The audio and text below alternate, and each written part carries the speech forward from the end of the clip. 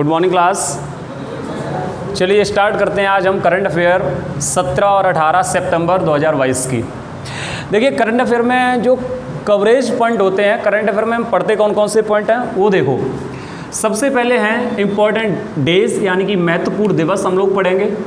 इसके अलावा books and authors यानी कि किताबें और उनके लेखक, ये इन्हीं में कवर करेंगे। इसके अलावा अपॉइंटमेंट्स यानी कि जितनी सारी नियुक्तियां होंगी भारत के अंदर वो सभी हम नियुक्तियां कवर करेंगे। इसके अलावा जो भी अवार्ड्स दिए जाएंगे अवार्ड्स कवर करेंगे। स्पोर्ट्स यानी खेल कूद के क्षेत्र में ये सारी करंट अफेयर कवर की जाएगी। इसके अलावा डिफेंस में यानी कि आपके फोर्सेस के अंदर जो भी कोई न्यूज़ होता है उसको कवर किया जाएगा। इंडिया एंड वर्ल्ड, भारत और अंतर्राष्ट्रीय स्तर पर जो भी आपका कोई समाचार या कोई इवेंट होगा उसको कवर किया जाएगा। इम्पॉर्टेंट इवेंट यानी कि महत्वपूर्ण जो भी घटनाएं हैं उनको देखा जाएगा। इसके अलावा डेली न्यूज़ जो अपडेट होता जाएगा उनका विश्लेषण हम करंट अफेयर वाली क्लास में करते जाएंगे। तो शुरुआत करते हैं सबसे पहले हम कहाँ से, दिवस से। क्या होते हैं दिवस? दिवस यानी कि ऐसे दिवस जो परीक्षाओं में इम्पॉर्टेंट के पॉइंट ऑफ व्यू से पूछे जाते हैं, उन्हें कहते हैं हम इम्पॉर्टेंट डेज। इम्पॉर्टेंट डेज अक्सर सभी परीक्षाओं में पूछ लिए जाते हैं। क्लियर? तो पहला दिवस कौन सा है जो 11 सितंबर को मनाया गया था? राष्ट्रीय वन शहीद दिवस। ये कब मनाया गया बेटा? 11 सितंबर को। इसके अलावा है विनोबा भावे जयंती, ये कब मनाई गई? 11 सितंबर को। इसके अलावा राष्ट्रीय हिंदी दिवस, ये कब मनाया गया बच्चा? 14 सितंबर को। इंजीनियर दिवस कब मनाया गया? 15 सितंबर को। विश्व ओजोन दिवस ये कब मनाया गया? 16 सितंबर को। इसके अलावा विश्व रोगी सुरक्षा दिवस 17 सितंबर को। विश्व बांस दिवस कब मनाया गया? 18 सितंबर को। जितने भी दिवस मतलब सेलिब्रेट होंगे या मनाए जाएंगे उनको हम हर दिन की करंट अफेयर में कवर अप करते चले जाएंगे, ठीक है ना। तो आज के लिए हेडिंग लगा दो करंट अफेयर 17 और 18 सितंबर 2022। चलिए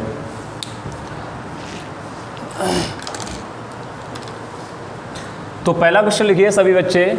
क्वेश्चन नंबर 1 लिखो। विश्व की पहली चीता पुनर्वास, विश्व की पहली चीता पुनर्वास परियोजना की शुरुआत किसने की है? पुनर्वास परियोजना की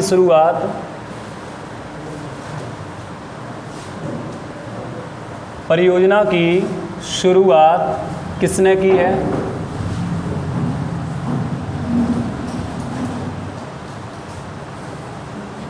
विश्व की पहली चीता पुनर्वास परियोजना किसने शुरू की है? कारण क्या था? कारण ये था कि 1952 में, कब बच्चों? 1952 में ये पाया गया कि देश से एक चीते की प्रजाति पूरी तरह विलुप्त हो गई है। तो ऐसे समय में एक बैठक की गई, कई देशों के गणमान्य भी बैठे और बाद में ये निष्कर्ष निकाला गया कि एक देश है जिसका नाम है बेटा नामीबिया। कौन सा देश है बेटा? नामीबिया। और आपको पता कि ये नामीबिया जो देश है वो अफ्रीका कॉन्टिनेंट का मोस्ट वेस्टर्न कंट्री है, ठीक है ना, जो जिम्बाब्वे के पास में पड़ता है और जाम्बिया के पास में। क्या नाम है बेटा? नामीबिया। तो नामीबिया से हाल ही में जो चीता पुनर्वास परियोजना की शुरुआत करी गई है वो किसने की है बेटा? प्रधानमंत्री नरेंद्र मोदी ने। पहले इसका आंसर नोट करो, प्रधानमंत्री नरेंद्र मोदी। प्रधानमंत्री नरेंद्र मोदी ने ये चीता पुनर्वास परियोजना यानी कि प्रोजेक्ट टाइगर के तहत भारत के अंदर कुल कितने बेटा? 8 चीते। कुल कितने चीते आए हैं? 8। और 8 चीतों में 5 मादा हैं। 5 क्या है बेटा? मादा। और 3 चीता नर हैं। 3 कौन है बेटा? नर। यानी कि 5 कौन है बेटा? मादा और 3 नर हैं। कुल 8 चीते नामीबिया से लाए गए हैं, ठीक है ना। और ये मध्य प्रदेश के कौन से उद्यान में बेटा? कूनो राष्ट्रीय उद्यान में। मध्य प्रदेश के कूनो राष्ट्रीय उद्यान में, ठीक है ना, लाया गया। ये कूनो राष्ट्रीय उद्यान मध्य प्रदेश के श्योपुर जिले में पड़ता है। कौन से जिले में बच्चों? श्योपुर जिला, मध्य प्रदेश। का कौन सा राष्ट्रीय उद्यान है? कूनो। इसमें 8 चीते लाए गए हैं, जिसमें 5 मादा हैं और 3 क्या है बेटा? नर हैं।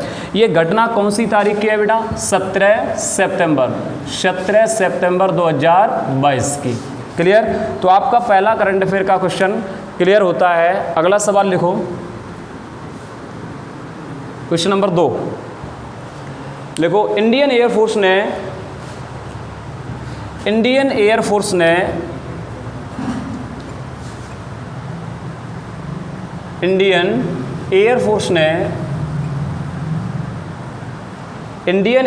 ने चिनूक हेलीकॉप्टर उड़ाने के लिए चिनूक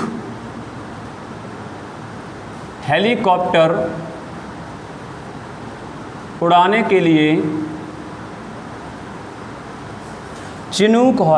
को उड़ाने के लिए किन दो महिला पायलटों को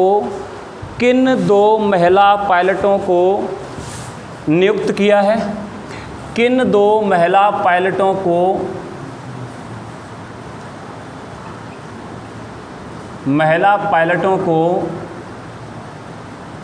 नियुक्त किया है? कौन सा हेलीकॉप्टर उड़ाना है बेटा? चिनूक। और 2 महिलाओं के नाम लिख लो बेटे। देखो, पारुल भारद्वाज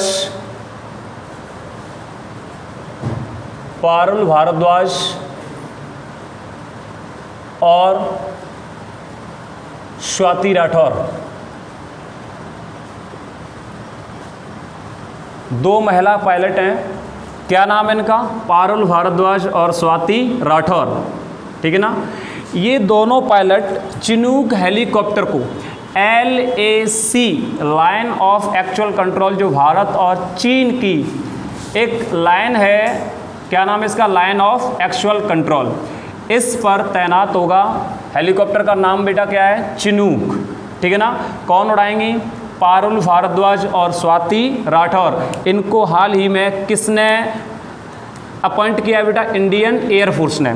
तो हर बच्चे को एक जानकारी यहाँ पर शेयर करनी होगी कि इंडियन एयरफोर्स का दिवस हम कब मनाते हैं बेटा? 8 अक्टूबर को। कब मनाते हैं बच्चों? 8 अक्टूबर को। आपकी जानकारी के लिए ये भी बता दूं कि आपका इंडियन एयरफोर्स अंग्रेजी शासन में क्या जाना जाता था? Royal Indian air force. और अब क्या जाना जा रहा है? Indian air force. अच्छा, एक बात बताइए, इंडियन एयरफोर्स के एयर चीफ मार्शल का नाम क्या है? एयर चीफ मार्शल कौन है बेटा? विवेक राम चौधरी। ठीक है ना? तो ये आपके विवेक राम जो चौधरी हैं, वो कौन है बेटा? Air chief marshal. दिवस कब मनाते हैं हम? 8 अक्टूबर को। क्लियर? अगला क्वेश्चन देखो, क्वेश्चन नंबर 3 देखें। देखो, USAID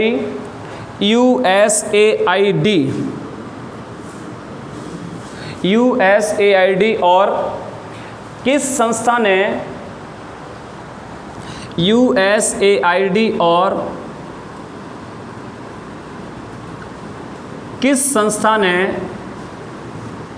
किस संस्था ने दूर से नमस्ते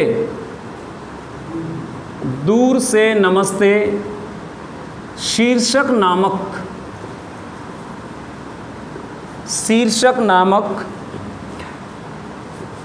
यूट्यूब सीरीज शुरू की है? यूट्यूब सीरीज शुरू की है। कौन सी सीरीज बेटा? यूट्यूब सीरीज शुरू की है। देखो, USAID और एक और संस्था है, जिन दोनों ने मिलकर दूर से नमस्ते शीर्षक नामक एक हिंदी में एक यूट्यूब सीरीज लॉन्च की गई है, जिसका प्रसारण दिल्ली से होगा। कहाँ से होगा बेटो? दिल्ली से। और हर रविवार को 11 से 12 बजे के बीच होगा। सर, ये दूर से नमस्ते का मतलब क्या है? दूर से नमस्ते का मतलब है कि आपने देखा होगा कोरोना काल में एक चीज़ आई थी कि कोई भी व्यक्ति एक दूसरे से हाथ नहीं मिला रहा था। क्या आपको पता है? तो ये सिर्फ और सिर्फ इस उद्देश्य से बताया गया कि अगर हम दूर से नमस्ते करेंगे तो ये वाला जो संदेश होगा वो हमारे स्वास्थ्य पर एक इफ़ेक्ट डालेगा, मतलब हमारे स्वास्थ्य की रक्षा होगी। अगर हम दूर से नमस्ते के बजाय अगर हम हाथ मिलाते हैं या फिर पास जाते हैं तो कोविड जैसी संभावनाएं या कोविड बीमारी होने की संभावना रहती है। तो दूर से नमस्ते और कोरोना काल में जितनी भी गतिविधियां या जो भी स्थितियां रही हैं उनका उजागर होगा। कौन सी सीरीज है बेटा? दूर से नमस्ते। किसने शुरुआत करी?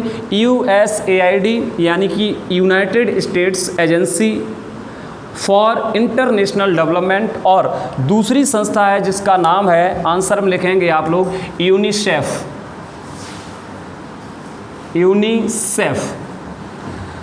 यूनिसेफ, ये दोनों संस्थाएं हैं यूनिसेफ।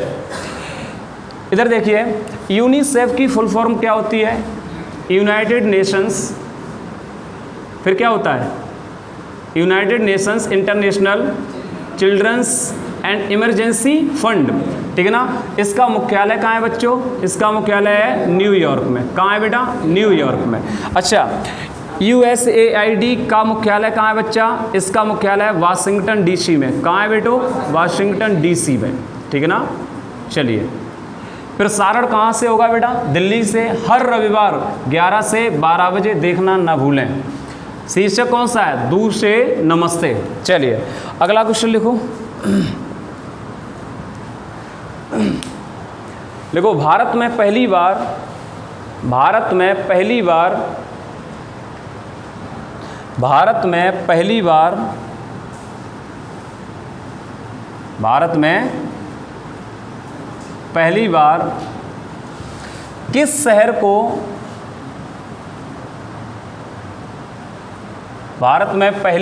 किस शहर को संघाई सहयोग संगठन यानी कि SCO, संघाई कोऑपरेशन ऑर्गेनाइजेशन, संघाई सहयोग संगठन पर्यटन और संस्कृति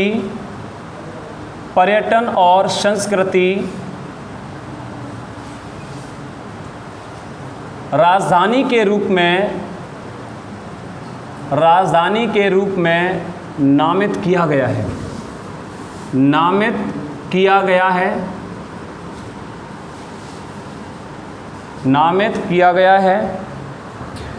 आपने हाल ही में एक न्यूज़ सुना होगा क्या, कि SCO की बैठक हुई है उज्बेकिस्तान के समरकंद में। कहाँ हुई बेटा?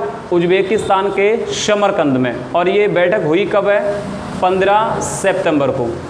इधर देखो, आपकी जानकारी के लिए ये भी बता दूं, 15 सितंबर को जो समरकंद में बैठक हुई है, कहाँ हुई बेटा? समरकंद।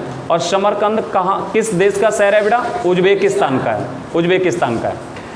अच्छा, SCO की बात अगर की जाए तो SCO का फुल फॉर्म होता है संघाई कोऑपरेशन ऑर्गेनाइजेशन, संघाई सहयोग संगठन। इसकी स्थापना बेसिकली तो 1996 में हुई थी। मैं इसकी पूरी जानकारी देना चाहता हूँ। इसका तब नाम हुआ करता था संघाई 5 कंट्रीज, ठीक है ना। सिर्फ और सिर्फ 5 देश थे। कितने देश थे बेटा? 5। फिर इसको दोबारा से इसको लाया गया और इसकी स्थापना हुई बेटा कब? 2001 में। कब हुई बेटा? 2001 में। फिर इसमें कंट्री मिले कितने? 6। इसके बाद हुआ क्या? सन 2017 में इसमें कंट्री और आ गए। कौन कौन से? इसमें कंट्री आ गया इंडिया, और कौन सा आ गया? पाकिस्तान। और आज की डेट में इसमें टोटल कंट्री कितने हैं बेटा? 8 देशों का समूह है जो आतंकवाद और पैसिफिक रीजन यानी कि प्रशांत क्षेत्र पर और इस पर होने वाली गतिविधियों व्यापार के बारे में एक बैठक होती है। सन 2022 की बैठक हुई है समरकंद उज्बेकिस्तान में। लेकिन अगली जो बैठक होगी 2023 वाली, वो कहाँ होगी बेटा? इंडिया में। कहाँ होगी बेटे? इंडिया में। और इंडिया में होगी तो आपको पता है SCO या फिर इनकी जो भी बैठक होती है वो हमेशा राजधानी में होगी। तो इंडिया में कहाँ पर होगी बेटा? न्यू दिल्ली में। एक चीज़ और सीख लो, क्या सर इस क्वेश्चन का मतलब क्या है कि भारत में पहली बार किस शहर को SCO पर्यटन यानी कि टूरिस्ट आएंगे संस्कृति राजधानी के रूप में नामित किया गया, ऐसा कौन सा शहर है? तो अभी SCO की जो बैठक हुई इसमें ये पाया गया कि जितने भी मतलब देश शामिल थे SCO में, यहाँ से जो भी पर्यटन वगैरह के उद्देश्य से आएंगे तो उनको एक शहर है वहाँ पर संस्कृति और पर्यटन के उद्देश्य से विजिट कराया जाएगा। शहर का नाम लिखो वाराणसी। क्या नाम है बच्चा? वाराणसी। नोट कीजिएगा, वाराणसी। आपने देखा होगा कि हाल ही में एक बैठक हुई थी G20 की। किसकी बेटा? G20 की। 2022 की बैठक कहाँ हुई? बाली, इंडोनेशिया में। लेकिन 2023 की बैठक कहाँ होने वाली है? इंडिया में। तो आपको ये पता होना चाहिए कि G20 एक तो ये और एक SCO, 2 महत्वपूर्ण बैठक अगले साल कौन से देश में होंगी? भारत में। तो भारत के लिए ये एक बहुत इंपॉर्टेंट न्यूज़ है। SCO के 8 देश जो हैं वो इंडिया को सेंट्रल एशिया यानी कि मोस्ट पावरफुल कंट्री जो चाइना और रसिया है उनके साथ अट्रैक्ट करवाते हैं। मॉर्निंग बेटा, लिखो। तो आपका आंसर क्या होगा बेटा? वाराणसी। ठीक है, अगला क्वेश्चन लिखो। लिखो, कौन से नंबर का क्वेश्चन है बेटा? चलिए लिखो। किस प्रख्यात भारतीय वैज्ञानिक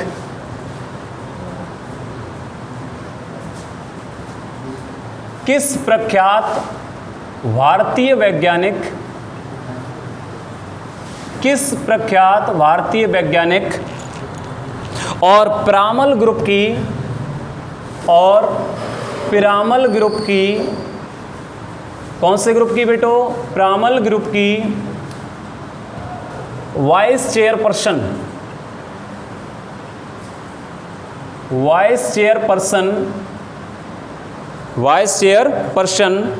को फ्रांस के सर्वोच्च नागरिक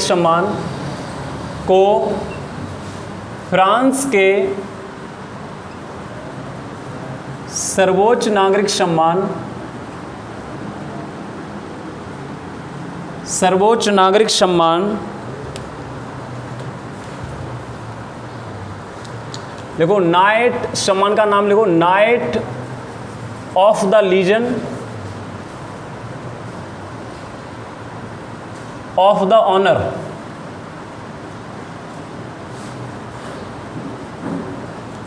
से सम्मानित किया गया है।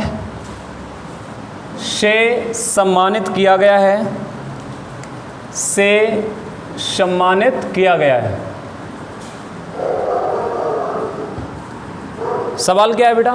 किस प्रख्यात भारतीय वैज्ञानिक और पिरामल ग्रुप की वाइस चेयरपर्सन को फ्रांस के सर्वोच्च नागरिक सम्मान knight of the legion of the honour से सम्मानित किया गया है? तो आपकी जानकारी के लिए बता दूं, फ्रांस का सर्वोच्च नागरिक सम्मान है, यानी कि हाईएस्ट सिविलियन अवार्ड किसका बेटा? फ्रांस का, जिसका नाम क्या है? बताना बच्चों, knight of the legion of the honour. इससे सम्मानित किया गया है। भारत की वैज्ञानिक हैं और पिरामल ग्रुप की कौन है बेटा? वाइस चेयरपर्सन है।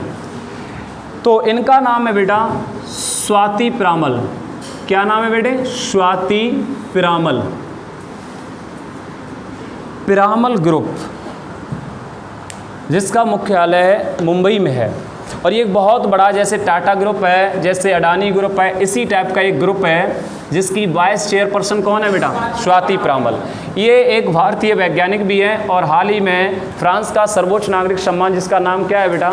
जिसका नाम है, क्या नाम है बेटा? Knight of the legion of the honour से सम्मानित किया गया है। आपकी जानकारी के लिए बता दूं कि फ्रांस का सर्वोच्च नागरिक सम्मान कौन सा है? Knight of the legion of the honour. लेकिन अगर मैं थोड़ी देर के लिए अपने देश इंडिया की बात करूं तो इंडिया का सर्वोच्च नागरिक सम्मान कौन सा है? भारत रत्न। कौन सा है बेटा? भारत रत्न। अब देखो, सर्वोच्च नागरिक सम्मान जो है नंबर 1 पे जो आता है, इसका नाम क्या है? भारत रत्न। दूसरी कैटेगरी आती है पद्म की। किसकी आती है बेटा? पद्म की।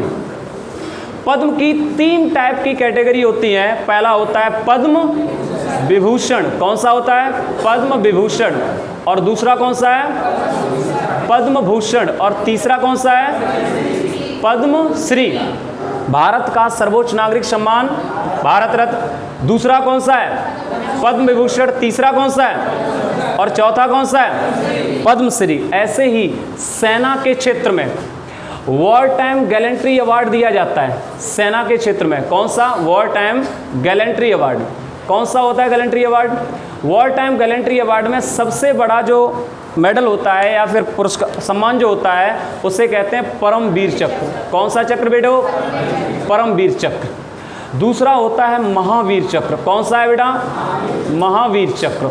और तीसरा आता है बेटा वीर चक्र। कौन सा है? वीर चक्र। सेना के क्षेत्र में सर्वोच्च जो सम्मान है वो वॉर टाइम गैलेंट्री में, युद्ध के समय पर जो सबसे बड़ा अवार्ड है, इसका नाम क्या है? परमवीर चक्र।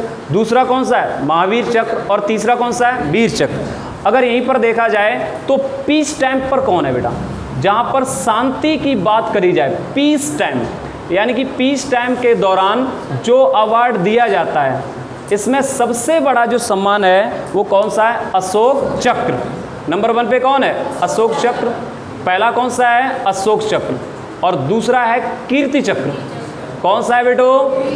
कीर्ति चक्र। और तीसरा जो आता है उसे कहते हैं क्या बेटा? बताइए। शौर्य चक्र। कौन सा चक्र है बेटा? शौर्य चक्र। तो 3 टाइप के पीस टाइम के समय पर अवार्ड मिलते हैं और 3 टाइप के किसमें? वॉर टाइम में। वॉर टाइम में पहला कौन सा है? परमवीर। दूसरा, तीसरा, और पीस टाइम पे पहला अशोक चक्र, दूसरा कीर्ति चक्र, और तीसरा और भी बहुत सारे हैं, जैसे सेना मेडल है, विशिष्ट सेना मेडल है, अति विशिष्ट सेना मेडल है, वो बाद में चर्चा की जाएगी। ठीक है ना? चलिए अगला क्वेश्चन लिखो। तो इनका नाम क्या है बेटा? स्वाति पिरामल। चलिए क्वेश्चन नंबर 6 लिखो। एनसीसी कैडेट को प्रशिक्षण प्रदान करने के लिए एनसीसी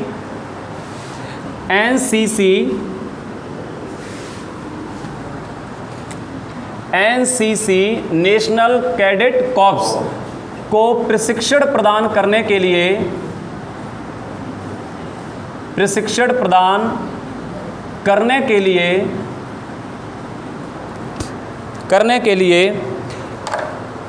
भारतीय नौसेना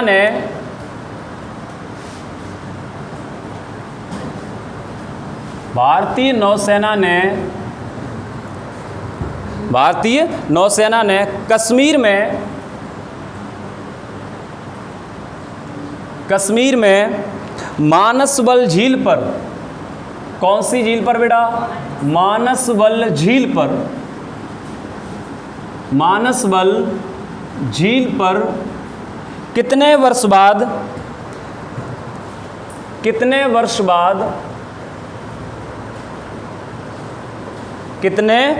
बाद नौसेना प्रशिक्षण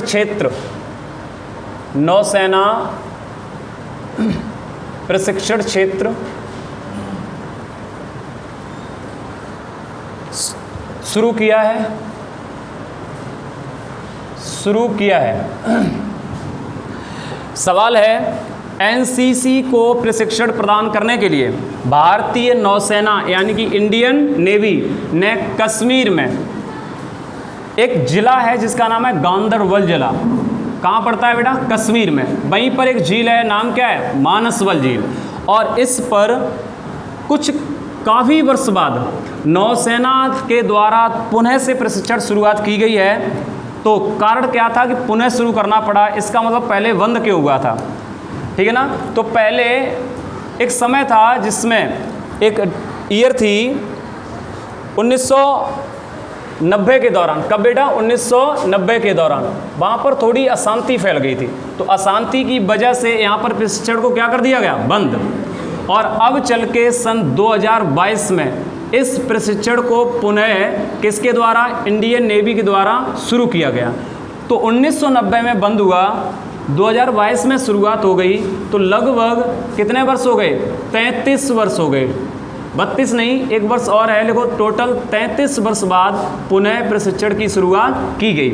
आंसर में लिखो 33 वर्ष। किसने शुरुआत करी बेटा? भारतीय नौसेना। तो बताइए, भारतीय नौसेना की स्थापना दिवस हम कब मनाते हैं बेटा? बोलो। भारतीय नौसेना का स्थापना दिवस 4 दिसंबर। कब मनाते हैं? 4 दिसंबर। भारतीय नौसेना का मुख्यालय कहाँ है? न्यू दिल्ली, यानी कि नई दिल्ली। अच्छा, इंडियन नेवी के एडमिरल कौन है बेटा? आर हरि कुमार। कौन है? आर हरि कुमार। क्लियर? तो आज के लिए करंट अफेयर में इतना ही।